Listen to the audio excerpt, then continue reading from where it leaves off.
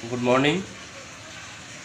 मैं आप लोगों को व्याकरण से एक अध्याय पढ़ाने जा रहा हूँ, जो पहला अध्याय है शब्द और पद।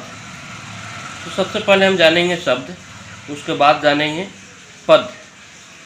शब्द का जो परिभाषा होता है, इसे वर्णों के सार्थक समूह को शब्द कहते हैं। पहले भी कक्षा में आप लोगों ने पढ़ चुके हैं कि वर्णों के सार्थक समूह को शब्द कहते हैं। एक से अधिक वर्ण जब आपस में मिल जाते हैं तो एक शब्द बन जाता है। जैसे क, ल, म, ये तीनों वर्ण अलग अलग हैं, तीनों के एक साथ मिलाया गया तो कलम शब्द बन गया, जिसका अर्थ है। अब पद को समझेंगे। जब शब्द वाक्य में प्रयुक्त हो जाते हैं, वही शब्द जब वाक्य में प्रयोग किया जाता है तो वह शब्द पद बन जाता है। जैसे मैं, कॉमा, आम, कॉमा, खाता, कॉमा, हूँ, ये अलग अलग कॉमा लगा देने से ये अलग अलग शब्द हो गए, इसलिए ये शब्द कहलाएंगे।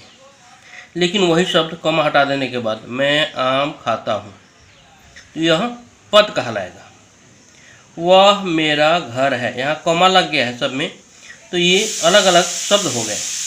लेकिन वह मेरा घर है एक वाक्य हो गया, ये सारे शब्द यहाँ प्रयोग किए गए हैं, अतः ये पद बन गया। अब ये पद कहलाएंगे। अर्थ के दृष्टि से शब्द दो प्रकार के होते हैं, सार्थक शब्द और निरर्थक शब्द। सार्थक शब्द वह होता है जिसका कोई अर्थ हो, जैसे कलम, मटर। निरर्थक शब्द वह होता है जिसका कोई अर्थ न हो, जो कि वर्णों के मेल से तो बना होता है लेकिन उसका कोई अर्थ नहीं होता है। जैसे कल कल, छक छक, इसका कोई अर्थ नहीं है। अब आते हैं पद। पद 5 प्रकार के होते हैं। संज्ञा पद, सर्वनाम पद, क्रियापद, विशेषण पद, क्रिया विशेषण पद। अब इसके लिए ये 5 पदों का परिभाषा याद करना जरूरी है। आप लोग याद कर लेंगे कि संज्ञा की परिभाषा, सर्वनाम की परिभाषा, क्रिया की परिभाषा, विशेषण की परिभाषा और क्रिया विशेषण की परिभाषा। ये 5 परिभाषाएं जब याद होंगी तब आप लोग पदबंध समझ सकेंगे। अब इसके बाद आते हैं पदबंध के विषय में। पदबंध की परिभाषा है जब एक से अधिक पद मिलकर एक ही व्याकरणिक इकाई का काम करते हैं तो उसे पदबंध कहते हैं। इस प्रकार 5 प्रकार के पदबंध हैं। जैसे दशरथ पुत्र राम, ये 3 पद हैं, तीनों मिलकर एक ही काम कर रहे हैं, इसलिए ये पदबंध हैं। और राम ये संज्ञा है, इसलिए ये संज्ञा पदबंध कहलाएगा। दशरथ के पुत्र राम अयोध्या के राजा थे, एक वाक्य हो गया। इसमें दशरथ पुत्र राम अंडरलाइन कर दिया गया है। यहाँ से यहाँ तक ये तीनों मिलकर के एक पदबंध का निर्माण करते हैं और यह संज्ञा पदबंध कहलाएगा, क्योंकि राम के लिए इन सारे शब्दों का प्रयोग किया गया, पदों का प्रयोग किया गया। इस वाक्य में दशरथ पुत्र राम पदबंध है और यह संज्ञा पदबंध है।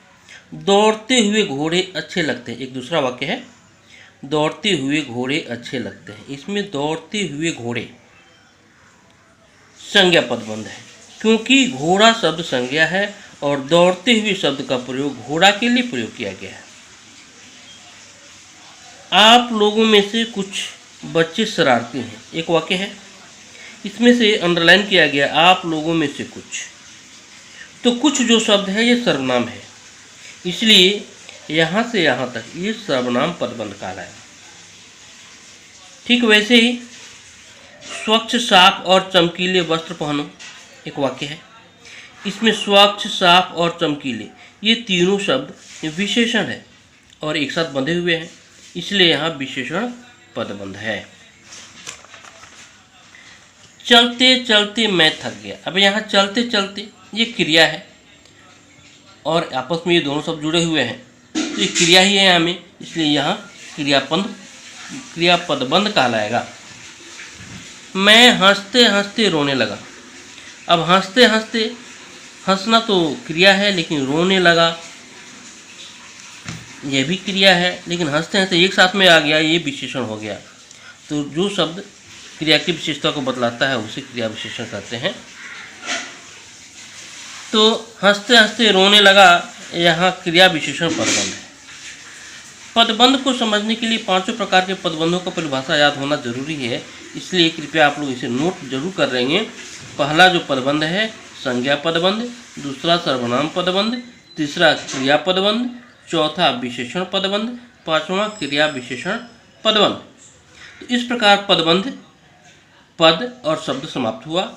इसे याद रहने के लिए शब्द की परिभाषा, पद की परिभाषा, पदबंध की परिभाषा और पांचों पदबंधों के नाम याद होना जरूरी है, जिसे आप लोग निश्चित रूप से याद कर लीजिएगा।